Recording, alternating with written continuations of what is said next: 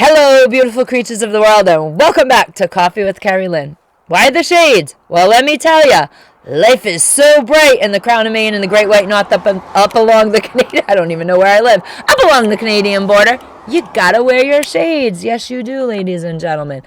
If you live in the county, get your windows open today, ladies and gentlemen. Get your windows open. I'm telling you, it's beautiful. It's absolutely beautiful out. A little cooler than yesterday. But who cares? Get the windows open. Get that stale, stagnant winter air out of your house.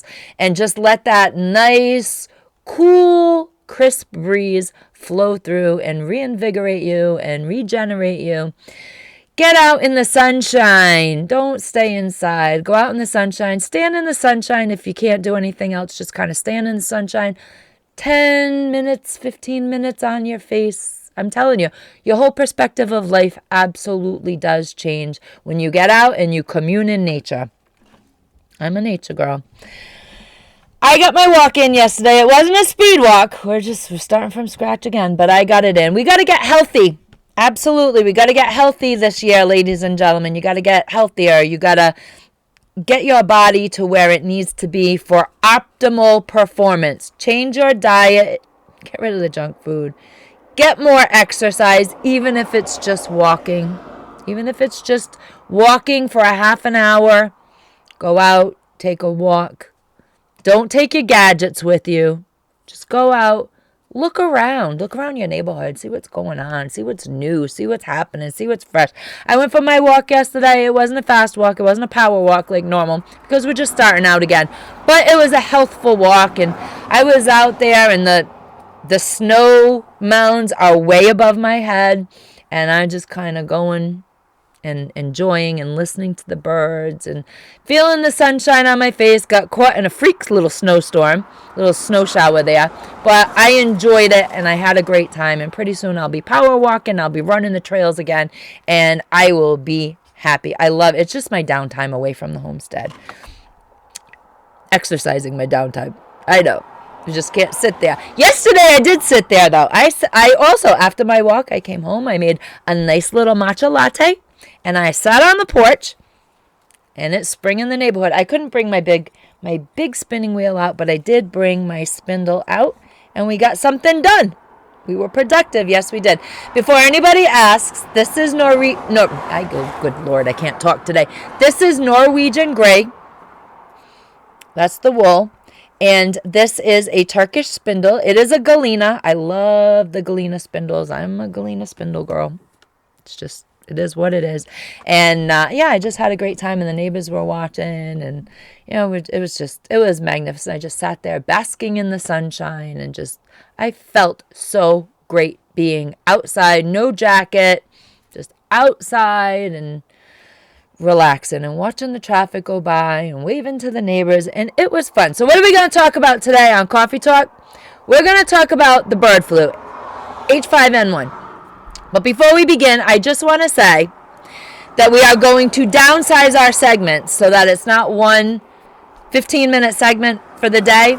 We're going to do hopefully a couple segments during the day, and we'll stick to one topic and one topic only instead of a big rambling thing. And maybe that'll help people to just kind of watch something that they want to watch instead of having to watch them waiting, for what because we always put in the titles and in the description what the video is about, but people are waiting for certain segments, and we're just going to do it a little different. We're streamlining here. We're trying to get more professional in the unprofessional way that we do things around here.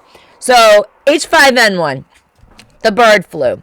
In a little history on that. I'm pretty sure it was 2013. However, between 2011 and 2013, because I got to cover all my bases, so much is going on that one specific date not sticking there. Between 2011 and 2013 in the lab, you know where this is going, right? If you don't know where this is going, you've been living under a rock for 3 years. But way back when, 10 years ago, they decided to take H5N1 and see if it would jump species. Because if it did, they'd like to get a vaccine for it. Just jump in species, ladies and gentlemen. There is a lot of fear. There is a lot of fear prawn about sickness now. So, I want everybody to keep a level head. H5N1 does have a 60% human mortality rate.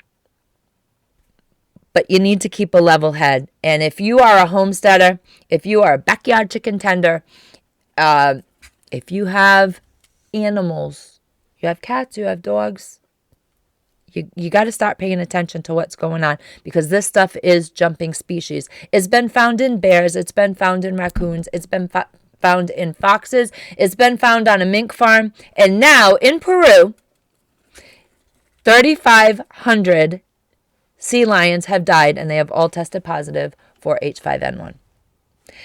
We had not too long ago, a few short weeks ago, it appeared in Cambodia in 2 human beings.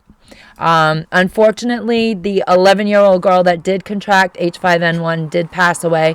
Her father tested positive, but he seemed to be unaffected by the virus. They believe that it was not, I want to repeat this, it was not human-to-human transmission. It was poultry-to-human transmission. They got sick independently. They did not pass it back and forth to each other. They got sick from poultry. And the father, and it does happen, there are people that are flu-resistant. He was resistant to it and did not show signs of sickness. Unfortunately, his 11-year-old daughter did pass away, and we need to take that very, very seriously. So far in the United States, from what my understanding is, there is no bird flu in the wild yet. We did have a scare last spring with the H5N1 nonsense. And I say it's nonsense because everything is fear now. If you are smart, you keep your wits about you, and you do all the practical things that you need to do to keep your backyard flock safe and to keep your domestic animals safe, you will be fine. You will be fine. Just a matter of keeping the wits about you, using the common sense that God and Granny gave you. Now, when your state starts saying that the avian flu has arrived, let's not go in a panic. Nay. What we did last year, we were advised, everybody in our state, in the state of Maine, was advised to separate our flock from the wild birds. It was just that simple. Keep your flock contained. Do not let your flock free range until the threat had passed. So what we did is we expanded the paddock to give them their space to range in, and then we awninged the entire area where they were, so that when wild birds flew over, they could not poop where my birds were having a good time, or they were having their little flock party. The poop did not get in. We also picked up all of the wild bird seed in our yard. We have trees and we have little bird feeders in the front, and our flock goes way out in the back. But we took all of that in. We did not provide for the wild birdies last year, which was really kind of upsetting and sad, but it's what we had to do because we were protecting our flock. And that's that. Domestic animals, well, we have dogs that roam the yard. We have cats that roam the yard. We have bunnies. We protected our bunnies because I do free range my Angora rabbits, and we did protect them. We put a big awning over them as well, and they had their little grassy area, their little grassy knolls to frolic in as well.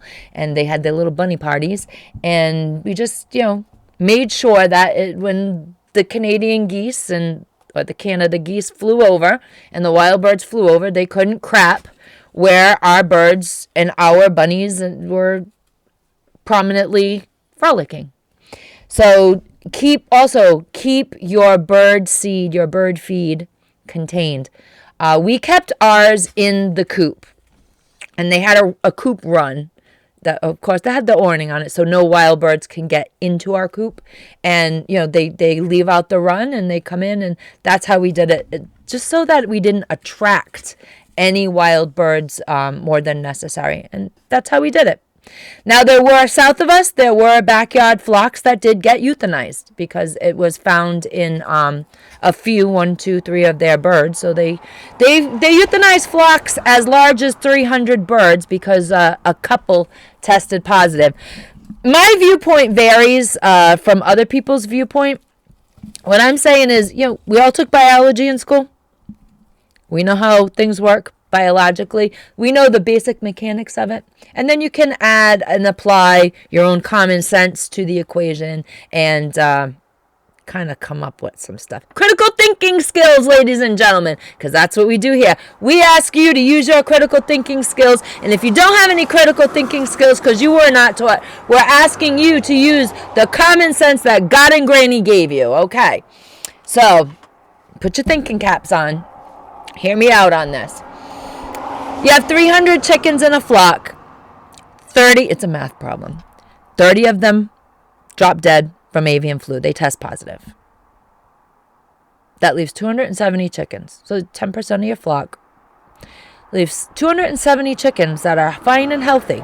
Show no signs of disease. Why are we killing them? Wouldn't we like to think that 270 birds that aren't testing positive, that aren't showing signs of sickness, maybe they've built up some kind of a resistance to the strain because they lived with the infected birds that it did kill? It's just like the little girl and the father in Cambodia. The little girl passes away. The father didn't show signs of illness. So wouldn't we want to keep the birds that survived, breed the birds that survived, and make our flock a little more naturally resistant to this stuff? Just throwing it out there. Don't shoot the messenger. Just a little critical thinking. Little food for thought, ladies and gentlemen. And that concludes our Bird Talk session here today. Ladies and gentlemen, beautiful creatures of the world, carpe diem, because no one promised you a tomorrow.